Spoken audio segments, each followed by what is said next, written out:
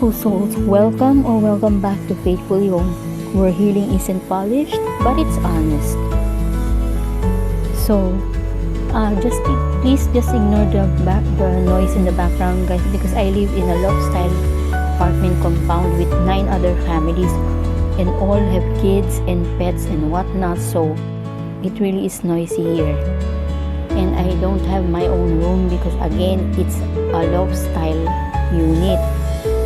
And then worst is the house next to us is currently under renovation, so you can hear hammers, whatever. So again, I apologize for that. Maybe soon when I can afford to, I'm going to buy a noise cancelling mic. But for now, I need to make do with whatever I have. So again, guys, welcome back. But if this is your first time, then you're in the right place. If you're walking through this messy sacred healing road, if you've been with me since episode 1, welcome back home, and thank you so much for tuning in. Anyway, in today's episode, it has no filters, not sugar coated, because I am talking about the parts of healing that no one warned me about. So gulatan, di ba lagi nang ganun, guys? So anyway, just look for a comfy place, grab some snacks, and spare a few minutes of your time to listen to today's episode of Faithfully Home audio podcast. For now, it's an audio-only podcast, but soon, when I have a proper place, then I'll be on camera. You'll be able to see me. Oh no. So, going back, they say healing is a journey, and it is, obviously. But what they didn't say is sometimes it's a road only you can walk, and it gets pretty quiet. Bakit? Because guys, friends fade. Di naman lagi sila nandyan. People check in less. Kumbaga pag medyo nakikita nilang medyo okay ka na, wala na, hindi na yan medyo hindi na sila, they check less kasi iniisip nila okay ka naman na. And besides, you don't get to go with them, and hindi na ka nakakagimik kasama nila. And also, what happens is life moves around us. Yung mga tao nagbabago sa paligid natin, yung mundo nagbabago, but us, people like us who are in a journey, especially those who are recovering from any kind of medical issue, we get stuck in our own world. Because when we're going through something or we're in a journey, tendency is we detach ourselves from the world. And that's normal. Don't blame yourself for that. Don't be too hard on yourself. Lagi kong sinasabi yan. So anyway, then you start to wonder, ako lang ba yun? Medyo madrama lang ba ako, or is it just really happening? It is. But let me tell you what no one told me. Loneliness is not a sign that you're broken. It doesn't mean that just because you're lonely, you're very broken. Hindi yung ganun. It's just a sign that you're outgrowing the old versions of yourselves, and that's a good thing. Growth is never a bad thing, and not everyone can come with you. So let's dive into that. When I say not anyone can come with you, it actually means when you go through deep healing, like for example, you suffered a stroke, or you're in a spiritual journey, or you are trying to reinvent yourself, you're not just recovering, you are transforming. And with that, others does not appreciate that. So here's the real talk. Some people don't clap when you grow because your healing disrupts the version of you that served them. Kumbaga threatened sila kasi you start setting your boundaries. So sasabihin na nila, naku, doon may attitude na rin to eh. Or you start saying no, because before lahat ng i-request nila or lahat sabihin, oh yes ka lang, so always yes. But when you're starting to say no, ayan na, hindi na nila gusto yon. And when you feel like you want to rest, they call it lazy. But in reality, it's not. You're not being lazy. That's normal. Especially when you have a medical condition. Of course, you want to rest physically. as well as mentally and emotionally. And when you shine, when you start to recover, they get distant because they never want you to outshine them. Before I asked my friend, is it safe to say that the people around me just don't want me to grow? And the reply I got, the response that I got was yes. Because some people only knew how to love the unhealed version of us. They were around when you were breaking, but ghosted when you started rebuilding yourself. So when you start honoring your worth, alam mo na yung worth mo, you start protecting your peace, they feel threatened. Kasi kumbaga, hindi ka na nila, sorry to be a bit negative, but hindi ka na nila kasi pwedeng masyado sigurong harsh yung hawakan sa leeg or i-under. But let's just make it a little lighter. Yung kumbaga, they cannot control you anymore. Parang ganun din yun ha. Anyway, some people can't or won't walk with the new you. And that's not your fault. It's called growth. Never be guilty never be guilty about growth. It's part of life. It's part of your journey, whatever your journey may be. Kung walang growth, walang nangyayari sa journey mo, di ba? Bali wala lang. Bakit ka pa nagpapakahirap tapusin yung journey mo or maabot yung goal mo kung wala namang growth? Sayang lang.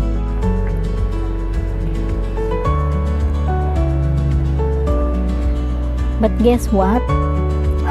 You don't need their permission. Hindi mo kailangan humingi sa kanila ng permission. Pwede ba akong mag-improve? Pwede ba akong mag-grow? Of course not. Ang weird naman nun. Because you've already outgrown their expectations. But not everyone can come with you. It's a gentle way of saying growth will cost you people, but losing them isn't failure. Huwag kang manghinayang for people that you've lost, because it's not a failure on your end. It's alignment. Kasi diba, if a shoe doesn't fit you, bakit mo pa isusuot, hindi nakakasya sa'yo? And besides, when you're trying to rebuild yourself, hindi mo kailangan, you have to extract yourself from toxic situations made by toxic people. So, learn to let go of the toxic and negative people. Surround yourself with positivity and people with good mindset. That's it. Okay? And then there's the guilt.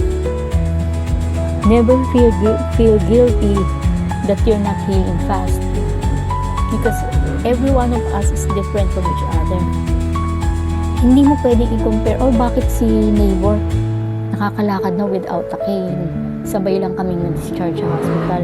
Bakit ako hindi ko pa kaya? Don't do that, because by doing that, guys, you're belittling yourself. Parang dinadown mo yung sarili mo. Parang ibig sabihin, ang bagal ko mag-recover. Parang ang dating tuloy na you're not doing your best, and that's not a good thing.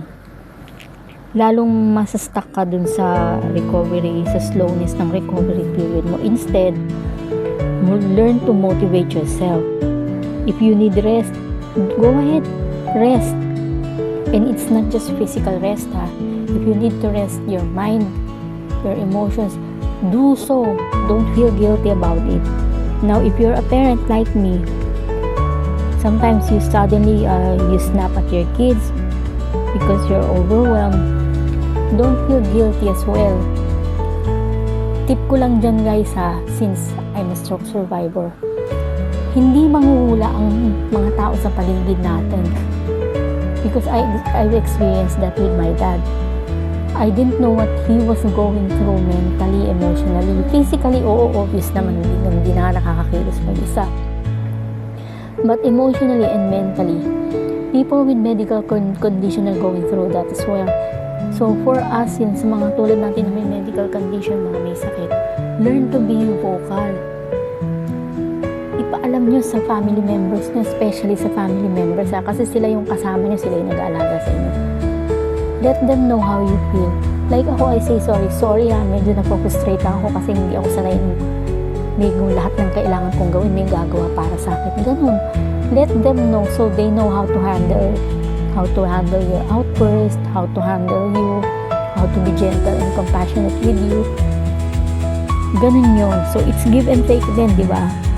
Anyway, going back. So, sometimes naisip mo, parang wala kang utang loob pa ba? Ganun. Because guys, this is what I discovered too. That I didn't know that gratitude and grief can sit in the same heart at the same time. Parang hirap, di ba? Yes, because it's not that you're ungrateful. Of course, you're grateful. I'm grateful that God gave me a second chance at life. I'm grateful and thankful as well that God gave me family members that never left me. They were always by my side, provided everything that I needed for my fast recovery. But still, the grief never leaves. It's still in your heart. It sits in your heart together with gratitude. Because hindi pwedeng hindi nandun yung grief. Bakit? Because you're frustrated because you can no longer do the things that you used to do. And of course, what's running in your mind is, I'm a parent. Okay, how am I going to provide for my kids? I can no longer do the jobs that I used to. Because there are, whether we like it or not, there are a lot of restrictions. So, ganun yun. Gratitude and grief in the same heart. All we need to do is learn how to handle it. So, ito nga yung kaya naisip ko tong Faithfully Home. Para meron tayong labasan ng di ba? Meron tayong napupuntan, gusto natin makinig. Iba kasi yung naririnig natin na merong tao or mga tao na pinagdadaanan din yung pinagdadaanan natin. Kahit pa paano, it lightens the burden, di ba? I don't know about you, but sa akin parang ganun eh. It's different when you're hearing someone or talking to someone who's going through the same things that you're going through. Parang nababawasan yung bigat. Okay. So, going back, healing never ask for your shame. Healing ask for your softness. Ayan, medyo naging poetic na tayo. Drama na. So, what I mean with that, guys, is healing does not want us to beat ourselves. Kumbaga, hindi naman nire-require nila when you're in the healing stage, kailangan everything should be perfect. The timing should be perfect. It should be fast. It's not that way. It doesn't work that way.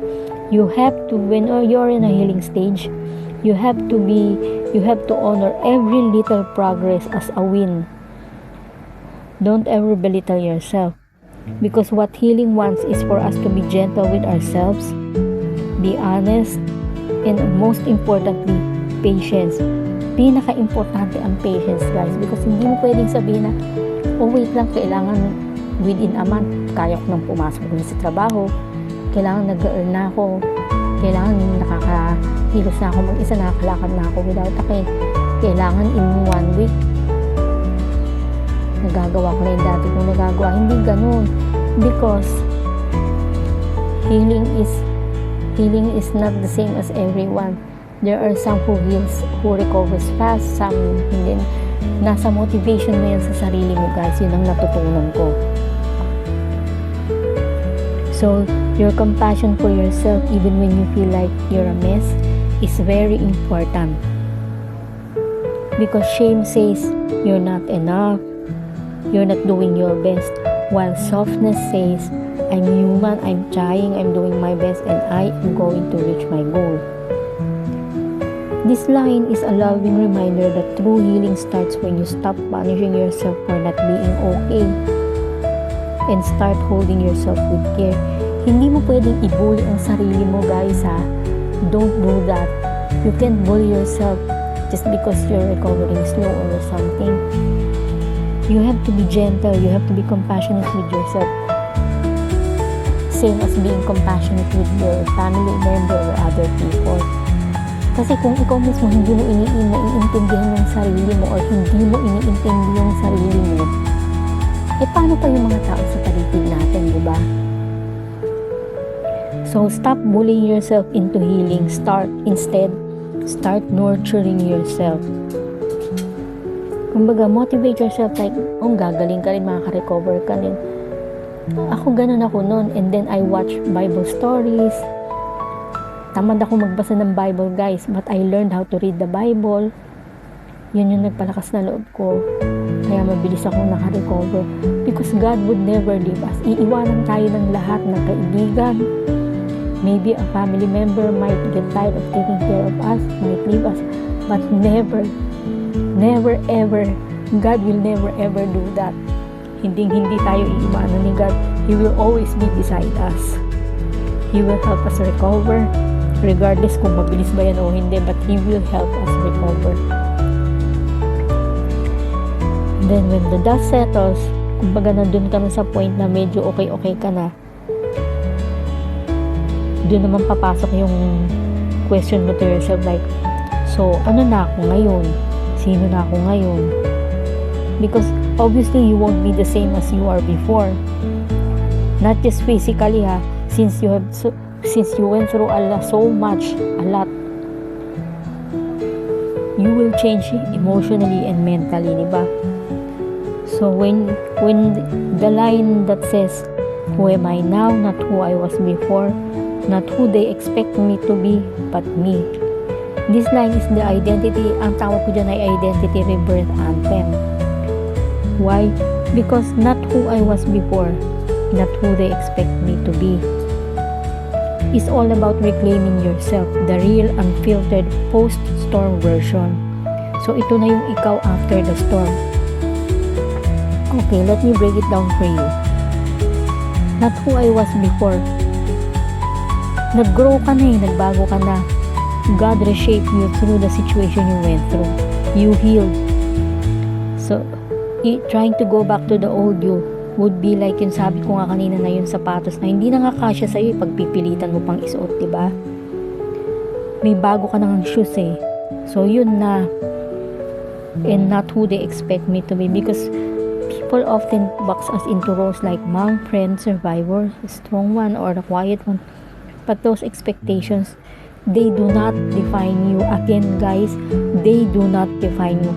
What other people think of you is not a definition of yourself. No. Kasi nag-grow ka na you've changed. God reshaped you by using the journey that you have been through or the things that you have suffered or you have been through. But me, this is the moment you step into your true identity. So, ito na yung bagong ikaw. So, it was built on the past, not boxed by others, but discovered through the mess. So, kumbaga, God used the messy part of your life to reshape you emotionally, mentally, maybe not physically, but still.